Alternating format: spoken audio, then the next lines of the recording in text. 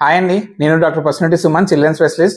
నేను రాత్రి ఏదేదో చదువుకుంటా లాస్ట్కి how a mother's overall health affects the baby అనే టాపిక్ చదివేసిన. ఇది ఇంత ఇంపార్టెంట్ ముచ్చడని నాకు కూడా తెలియదు. సో ఇక మన ఫాలోవర్స్లో ప్రెగ్నెంట్ మదర్స్ ఉంటారు కదా, వాళ్ళకి చెప్పాల్సిందే అనిపించింది. సో మ్యాటర్ ఏంది అంటే, మదర్స్ ప్రెగ్నెన్సీ టైంలో కంపల్సరీ 2 సార్లు బ్రషింగ్ చేయాలంట, లేకపోతే సినిమా చాలా ఉన్నది.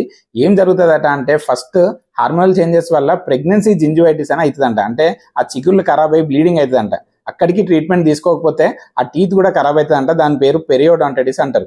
సెకండ్ ఏంటంటే, వాంతులు రిపీటెడ్గా అవ్వడం వల్ల ఆ కడుపులో యాసిడ్ నోట్లోకి వస్తుంది కదా, ఆ టీత్ పైన ఉండే ఎనాబిల్ని ఖరాబ్ చేస్తుందంట. అంటే లాస్ట్కి పుచ్చి పనులు అవుతాయి, అదే క్యావిటీస్ అంటాం కదా.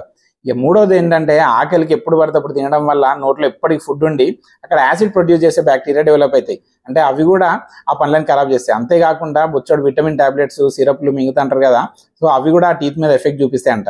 ఇంకా షాకింగ్ ఏంటంటే, ఈ నోట్లో తయారైన యాసిడ్ ప్రొడ్యూస్ చేసే బ్యాక్టీరియాలు చిగుర్ల నుండి బ్లడ్లో కలిసి యూట్రస్ కి రీచ్ అయ్యి ఏకంగా ప్రీటమ్ లేబర్ కూడా అయ్యేటట్టు చేస్తాయట. అంటే గదే నెలల నిండకు ముందే డెలివరీలు అవ్వడన్నట్టు.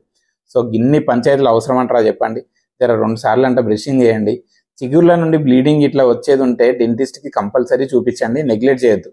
ఇవన్నీ చదివి జరంత షాక్ అయ్యి మా ఆవిడకి చెప్తే, నువ్వు గైనకాలజిస్ట్ల టాపిక్లో కూడా వదలవా అన్నది. ఫ్రెండ్స్, ఏం చేస్తాం, మనకేమో ఆగదు.